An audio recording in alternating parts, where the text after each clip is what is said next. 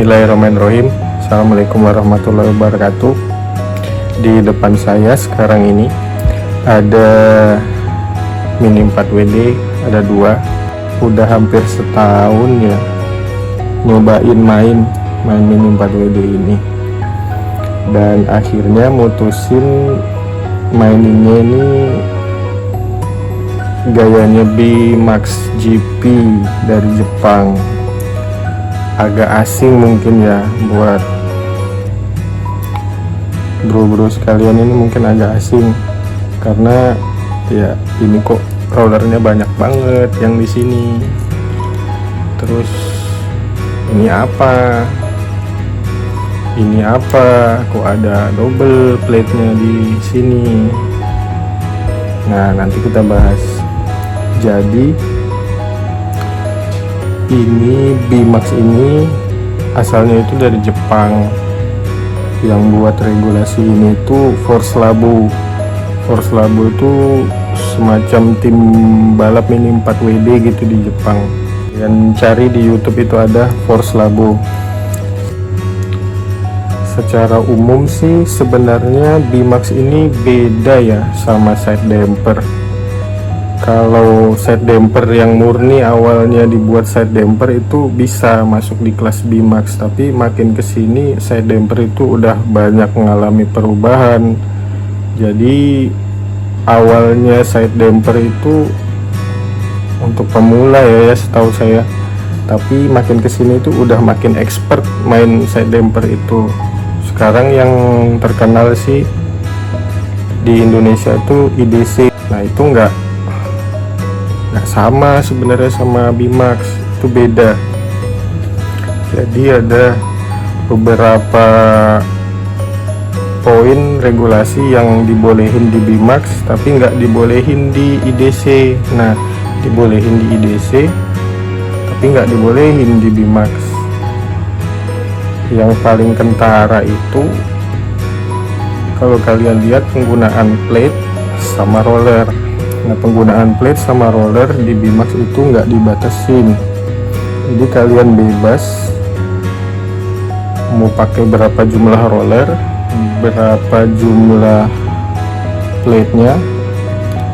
Ya tetap pemakaian jumlah semakin banyak atau semakin sedikit itu tetap ada resikonya masing-masing kan. Terus itu ban di B-Max itu nggak boleh di trimming, dibubut, nggak boleh di trimming. Jadi ban itu ini mungkin agak halus ya karena sering dipakai, ya itu aja. Kalau sengaja di trimming nggak boleh. Kalau IDC kan boleh ya, boleh nge-trim ban sampai batas minimum sekian, saya nggak paham juga. Terus itu tiang. Nah, di B-Max ini kalau mau nambah angle depan tiang ini pasti pakai angle adjuster kalau mau nambah. Kalau di IDC kan tinggal dibengkok aja sesuai kebutuhan mau semana nih, karena gaya mainnya juga beda ya. Kalau yang paling kentara itu layoutnya itu jelas beda banget, nggak sama kayak umumnya IDC di Indonesia. Jadi kalau IDC kan biasanya komposisi layoutnya itu tracknya tabletop, terus slope set, lane changer, sama mungkin double bounce. Nah itu. Terus yang pasti biasanya mesti itu terjadi di IDC, setiap turun satu keping langsung belok, terus lane changer langsung belok, nggak ada jeda, lane changer langsung belok. Terus double bouncing yang harus milih nih, mau langsung lompatin semua double bouncing keduanya atau mendarat di sebelum bouncing kedua, karena kalau nyangkut di mendarat pas di bouncingnya itu bisa keluar lintasan.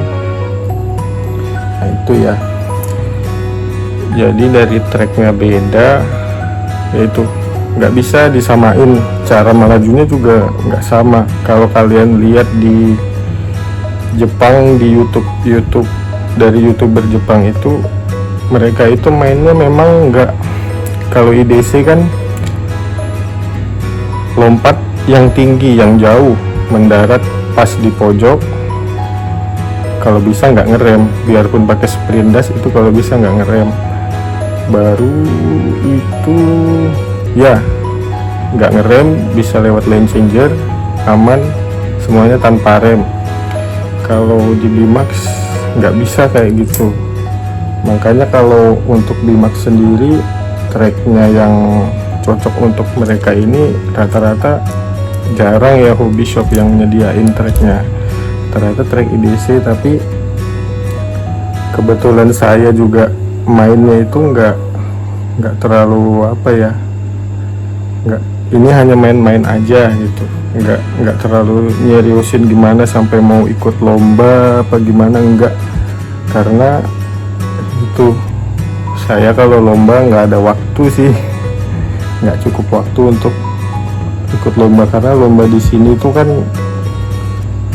enduran, balapan ketahanan, soalnya lama loh, dari pagi dari siang sih, biasanya dari siang sampai malam, terus itu bisa 2-3 hari. Nggak bakal ada waktu sih, dan nggak bakalan dibolehin sama istri sih, bakalan nggak mungkin lah ikut-ikut lomba begitu. Kalau saya pasti dimarahin. Nah oke, kita lanjut lagi ya. Jadi nah, kita lihat dulu yang VZ ini ya. VZ ini semuanya, 2 kit ini semuanya original. Jadi nah, sama ini nih, di BMAX itu nggak boleh ada ujung baut, ujung tiang yang terekspos. Jadi mereka sangat ngejaga safety, keselamatan gitu loh. Jadi seperti ujung-ujung ini itu ketutup, nggak boleh kebuka. Atau misalnya kalian mau ngatur pergerakan roller nih, kadang kan ada yang ini nutnya diturunin tapi ininya kebuka. Nah itu nggak boleh di BMAX. Jadi kalau misalkan mau nurunin ini saya ada nambahin rubber tubing di sini. Jadi ini aja yang diturunin, ininya tetap tumpul yang di atas ini, nggak boleh. As roda yang tembus juga harus ditutup pakai rubber tubing. Baut-baut di bawah yang potensi, kalau ini memang ya pakai di counter sang. Ini kalau ini sih nggak terlalu ngaruh ya, yang di sini sama di sini. Yang di ujung-ujung biasanya di counter sang. Terus kita bahas VZ dulu. Nah ini juga di BMAX. Di BMAX itu motornya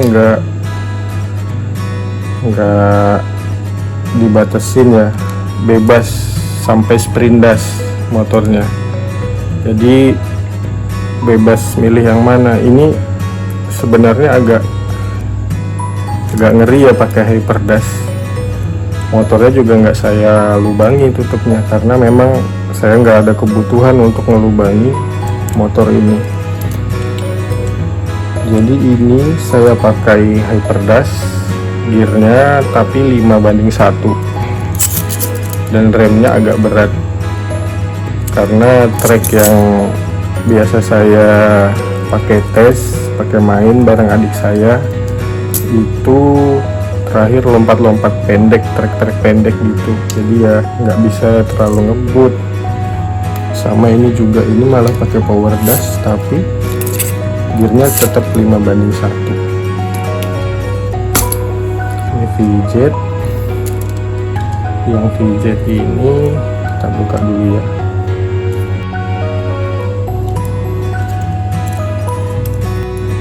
Ini 5:1 gearnya. Nah, penyesuaian transmisi di BMAX itu, penyesuaian transmisi diperbolehkan dengan menggunakan Tamiya tape, busa rem, dan washer aja, dia nggak boleh sampai di trimming ini anunya, apa istilahnya, di floating, boleh kok nggak boleh. Ini saya ganjel ini washer di sini yang kecil, di gear crownnya, di spurnya ganjel juga satu, terus di depan sini, di depan satu, di depan, tapi yang sisi sebelah sini yang dekat bearing itu saya ganjel dua, jadi biar agak padat, soalnya sering ngelos, nge-crack loh itu. Kalau yang ini memang kit yang ini yang saya seneng, paling saya suka VZ ini. Kalau di Indo kan yang rame itu SFM sama Super 2 yang karbon, karena memang harus karbon kalau mau ikut kompetisi di Indo, karena balapnya itu lama. Kalau pakai sasis yang seperti ini bakal sering jebol tuh, lompatnya tinggi-tinggi, ini biasanya jebol. Saya udah rusak dua ini VZ ini, di sini di rumah bearing yang depan ini pecah dua. Kalau Super tuh udah nggak tahu udah berapa yang ABS itu pecah, tapi kalau yang karbon ada juga sih. Nah ini karbon udah nggak kepake, udah males pakainya. Saya tutup lagi yang ini ya.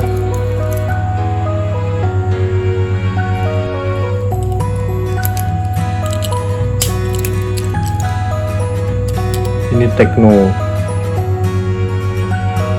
mereka ini seneng saya ngeliat mereka itu, karena mainnya tracknya layoutnya itu Jepangan gitu loh.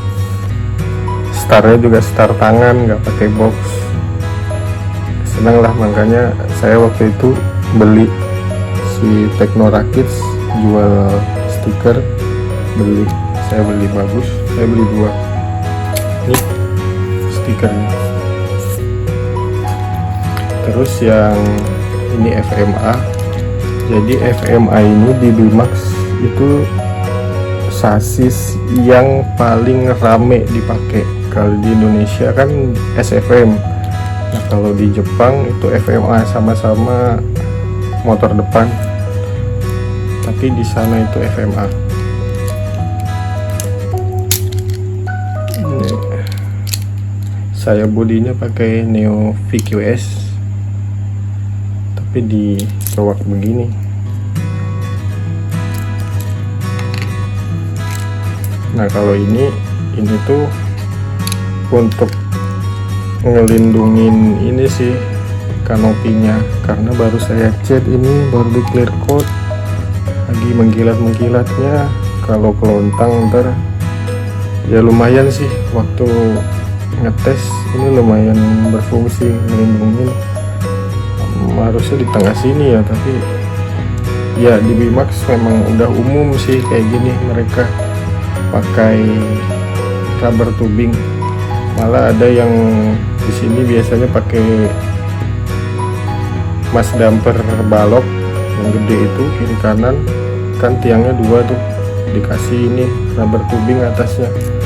Jadi kalau kebalik itu yang nahan itu si rubber tubingnya, sama di belakang juga kadang ada mereka yang pakai gitu. Jadi ini power dash,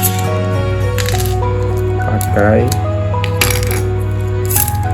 gearnya 5:1 juga tuh, ini juga nggak digulung. Dan FMA ini ternyata dia lebih padat loh gearnya lebih padat daripada si VZ ini. Saya cuma melakukan penyesuaian gear, crown gear itu yang di belakang aja,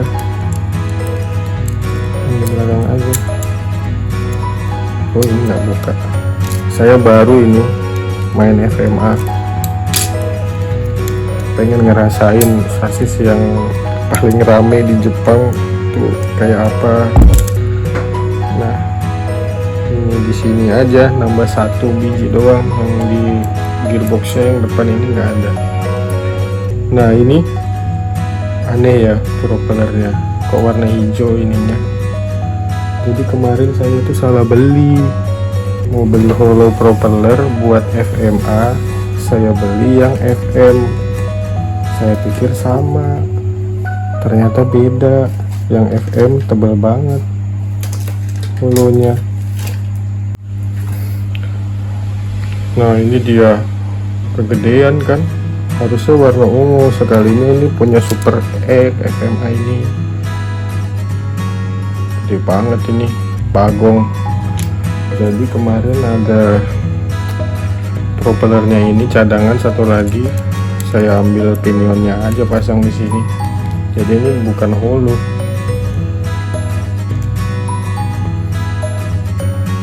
FMA ini ternyata wheelbase-nya lebih panjang ya, lebih panjang dari VZ.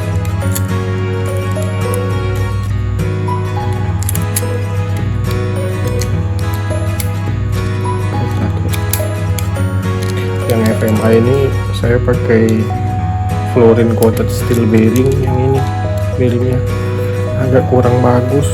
Kalau yang ini pakai HG round hole, yang ini fluorine coated kurang bagus. Gak usah beli fluorine coated, jelek.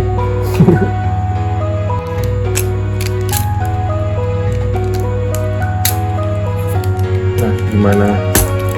Adakah dari teman-teman yang main seperti ini juga, main BMAX pasti ngerasain nggak ada temennya karena yang lain pada main IDC?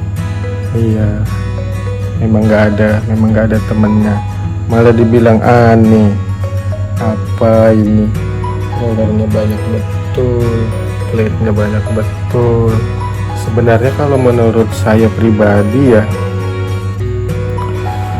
regulasinya BMAX ini paling fair loh. Dia makai motor itu sampai seri dash, tapi kan tetap aja pemilihan motor itu tergantung dari tracknya. Jadi bebas, gear juga banyak tuh, gear nggak cuma 3,5:1 atau 3,7:1, ada juga 5:1. Rata-rata mereka itu mainnya memang pakai hyperdash. Jadi kalau mau kencang hyperdash itu udah ideal banget sih kalau cuma buat BMAX. Jadi kalau mau kencengan dikasih gear 3,7 atau 3,5. Kalau trek-trek pendek bisa diimbangi sama rem, terus pakai gear 5:1 seperti yang saya pakai ini 5:1 dua-duanya. Dan kalau saya sih, berhubung saya nggak ada kebutuhan ya, motor saya itu nggak ada yang saya break in, jadi ya pakai aja. Larinya seberapa ya ini ada light dash, atomic, top tune, di sini power dash, di sini hyper dash. Ya semuanya nggak ada yang di break in. Harusnya sih di break in ya, cuma saya nggak ada waktu deh nungguin itu, terus harus beli alatnya lagi kan. Bisa aja sih sebenarnya break in itu yang saya tahu ya. Jadi break in itu kalau motor baru kan bagian brush yang nyentuh sama angkur itu masih sedikit. Nah kalau dipakai nanti break in itu dia membuat sisi brush dengan angkur itu yang bersentuhan itu jadi lebih banyak gitu. Sebenarnya motor ini pun kalau kalian pakai biasa nanti lama-lama kencang sendiri dia. apalagi yang momen-momen paling terbaiknya motor itu ya beberapa saat sebelum berasnya putus itu. Mesti pernah kan dulu waktu zaman sekolah main Mini 4WD, wih motorku kok rasanya putarannya kenceng banget nih. Terus nggak lama besoknya berasnya putus. Ya itu karena udah sisi bras yang kontak dengan angkurnya itu udah banyak, udah gede, makanya harusnya jadi sempurna gitu. Nah kalau di break in juga pasti umur brasnya itu lebih cepat habis, dan saya nggak ada kebutuhan juga untuk kompetisi, jadi ya udahlah nggak usah di break in. Kalau memang torturnya nggak kuat ya udah pakai yang lain, meskipun ini kadang hyperdash ya dibantai sama light dash punya temen ya nggak masalah. Terus pemakaian jumlah roller nggak dibatasin, tapi kan tetap ada risikonya kalau kebanyakan. Jumlah plate juga nggak dibatasin, tetap ada risikonya juga kalau kebanyakan.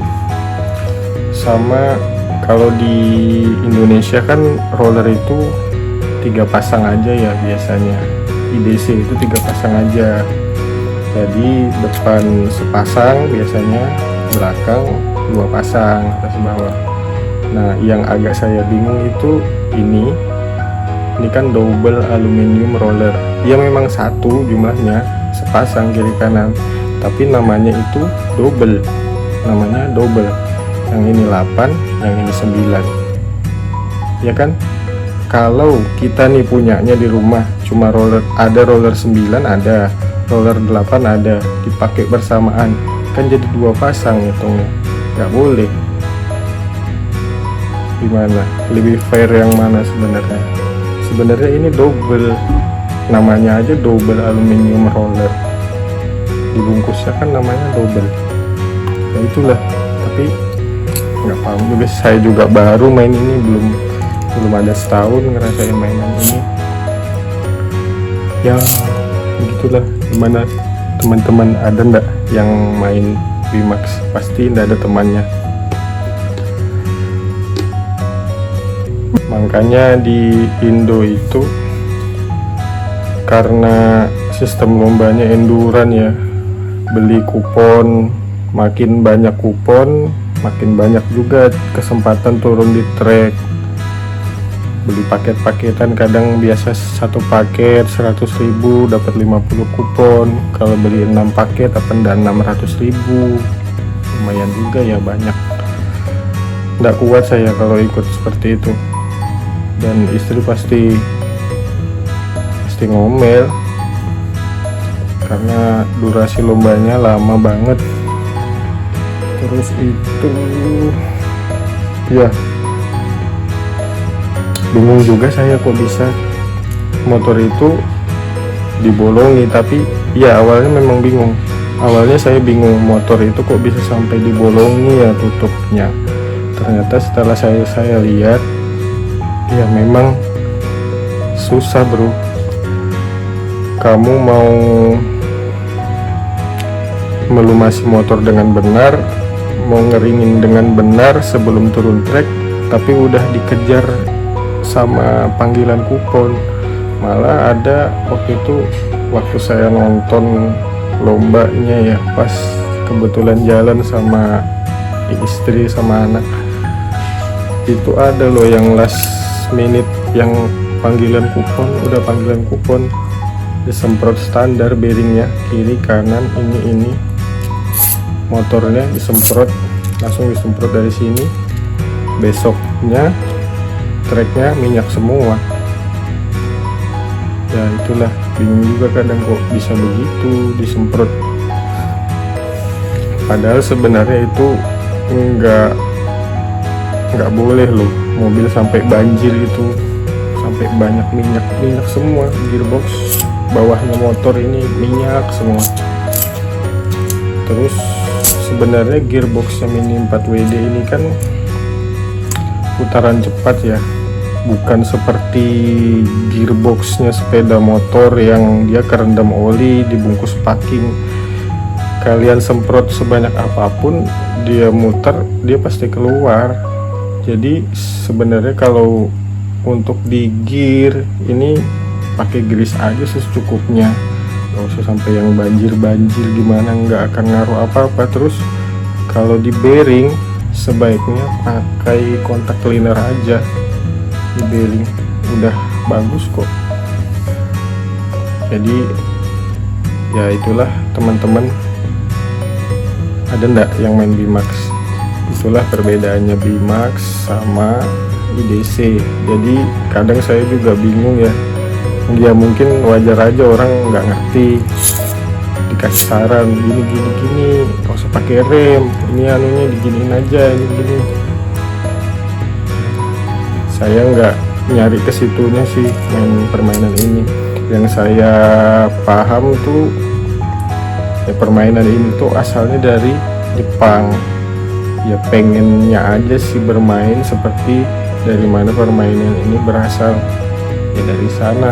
Pengen nyobain, pengen ngerasain, pengen nge-build Mini 4WD seperti mereka.